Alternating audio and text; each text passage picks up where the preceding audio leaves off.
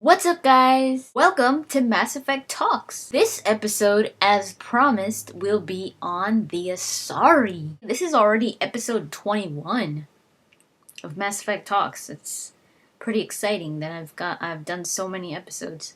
But yeah, let's talk about the Asari. So the home planet of the Asari is Thessia, and we will be visiting Thessia in Mass Effect 3, so super excited about that. I'm guessing it looks kind of like Ilium, just because the economical state of the Asari is one of the highest. Well, it is the highest.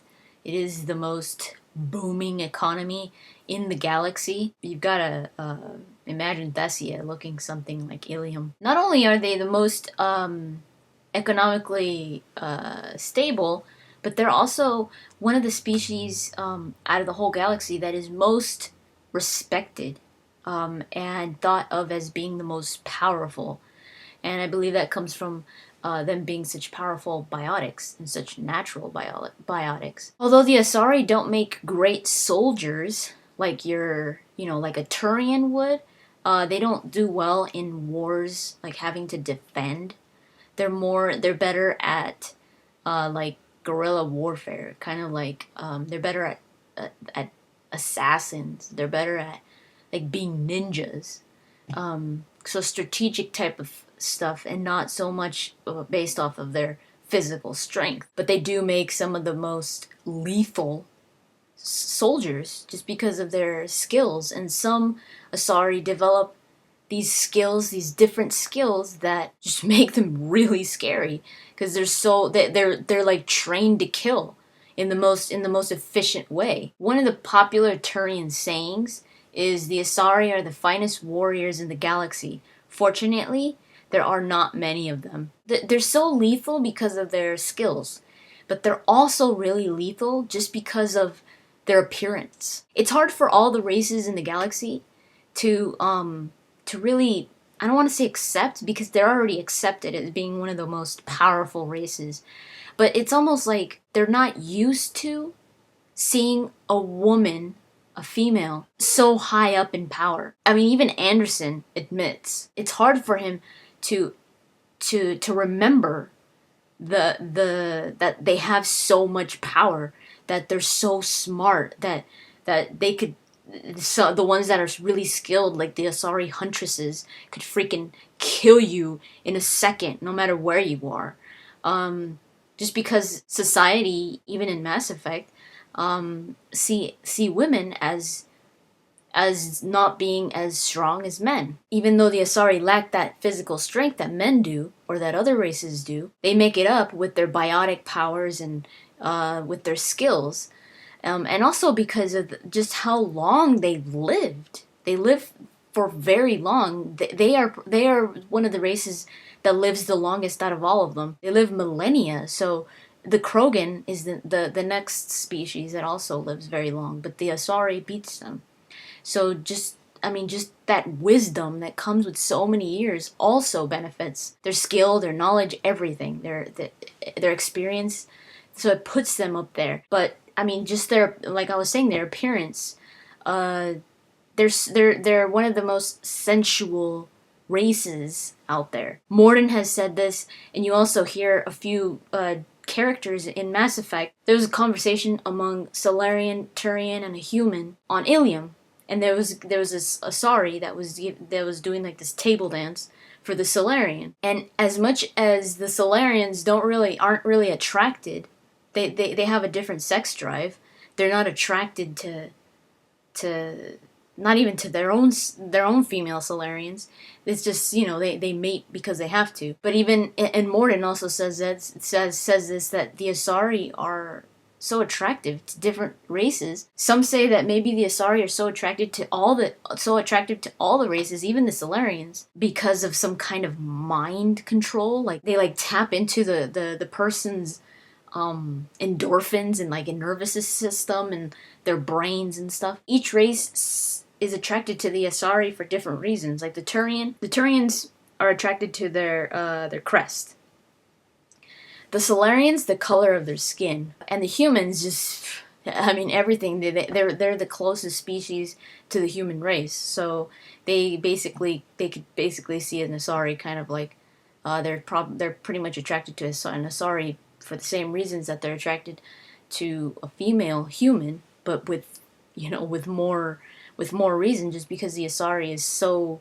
I mean, naturally, they're sensual.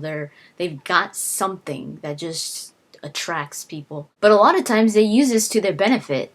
Because I mean, Arya used this to her benefit. Before she was in charge of Omega, she was a dancer. She was an exotic dancer. It was kind of like an undercover thing. Nobody would have ever noticed her. Nobody would have ever suspected that she would that she would, rise up to power from being an exotic dancer.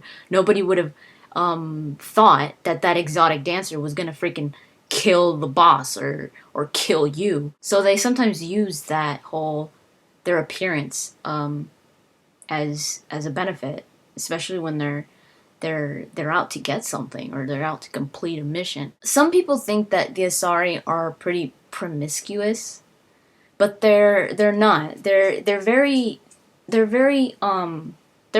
honest race. And even though they might seem promiscuous just because of their sensuality and because they attract everybody, when they're in a relationship, when they're in a real relationship, they it's hard for them because they try to be as careful as they can because they're going to outlive their partner in any case. I mean, it's a little bit less with the Krogans, but with any other race, they're going to outlive the partner like by many years. So it's hard for them to get into relationships because of that. Because if they fall in love with somebody, they know that they're gonna outlive them, and they're gonna go through that pain of loss. The Asari was the first race after the Protheans that achieved spacefaring. They achieved traveling through the galaxy. After the Protheans, it was the Asari. So the Asari, that's why the Asari were the first to find the Citadel after the Protheans. And then 60 years later, the Solarians came in contact with the Citadel and the Asari, and then they created the Council. So the Asari were on the Citadel for 60 years on their own. They've been at the heart of the Galactic Society since they found the Citadel. So that's what makes the Asari so like the diplomatic race, just because they've been there for so long. They were the first ones there, but also because that's part of their culture, really. Asari biology is probably one of the most interesting things about them because they are very unique. Every race, it has something unique about them, but the Asari has something special that no other race could do, and that's they could mate and actually have offspring with different races. No other race could do that with another race, just because they're so different. Another really interesting thing about their biology is that they're all female. But here's the thing. The Asari don't have genders. They might appear female to, say, like a human, but they're not biologically considered to be pure female. Like you would compare a human female to an Asari, they wouldn't be the same. They're monogendered, which means that there's only one gender, and you can't say, oh, they're only females. The word female doesn't exist for the Asari. It's just Asari, because they basically have everything inside their reproductive system. They have it so that they could be the father, and they have it so they could be the mother. So they don't need a male to mate and to have offspring. Liara says in Mass Effect 1, I believe, that they have that male and female have no meaning to them, the words, and she says that she's not precisely a woman. In the Codex, It says that while Asari have only one gender, they are not asexual, which means that they're not single-celled. And all Asari are sexually female. But they do have that biologically they can function and I don't mean like reproductive organs. I mean like when it comes to the DNA and getting genetic information from the father and genetic information from the mother. And they don't mate with other races because they have to. It's more like they could mate with whoever. They basically just take certain traits from the DNA of the other species. And Asari are highly influenced to mate with different races because it gives more diversity in their gene pool. If they mate with another Asari, which offspring are called purebloods, like Liara, they don't have as much as a diverse gene pool as they would with a different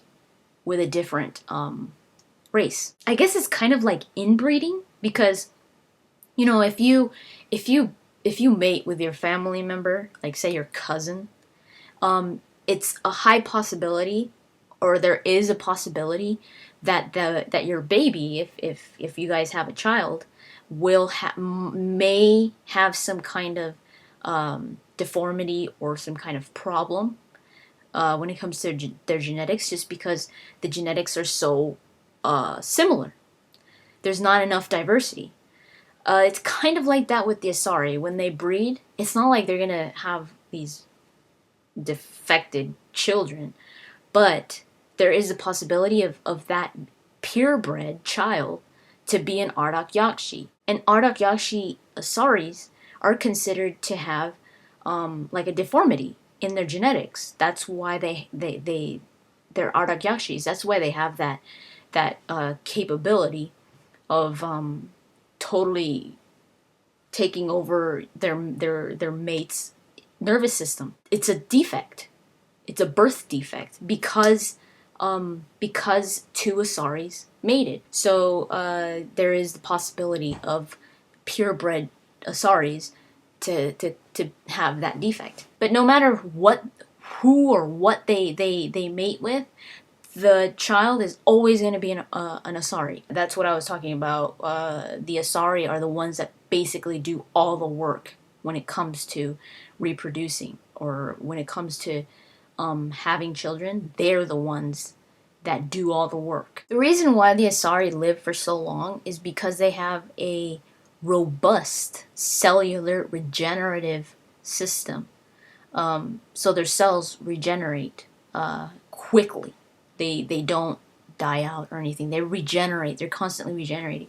So they could live for a long time. Sometimes that might give an indication that maybe they heal fast. They don't. They heal at a normal rate as anybody else would. They could live over 1,000 years. So the Asari, when they mate, it's called melding, or it's called joining. The joining. What basically happens, and I believe you guys remember this from Mass Effect 1 with Liara.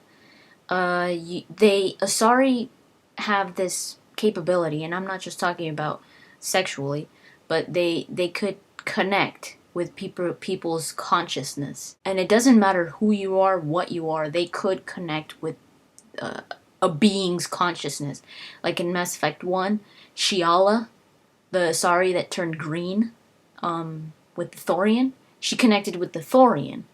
So it doesn't matter what you are, they could, as long as you have a consciousness, they could meld or join with that consciousness. And it's not always sexual. It's they could join to get information from somebody, or to see their memories, or to, if someone's having trouble remembering something, an Asari could go into that consciousness and take that out, that piece of information out, which is kind of what happened in Mass Effect 1 with Liara and Shepard. Liara went into Shepard's consciousness to try to make sense of the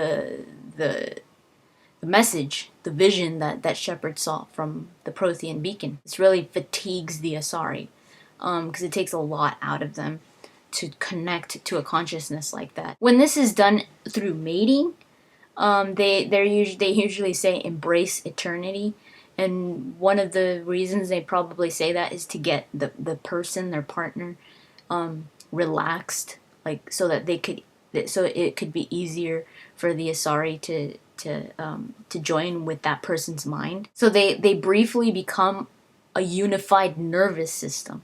They share feelings, they share thoughts, they share memories, they share everything. It's almost like they're one person for a moment. And this, they're so well at focusing into not only other people's nervous systems but their own nervous systems, is what makes them such talented biotics. Because this is similar, learning how to control your nervous system and your nervous responses and your electrical responses is a way of training for biotics. Biotics train a very similar way.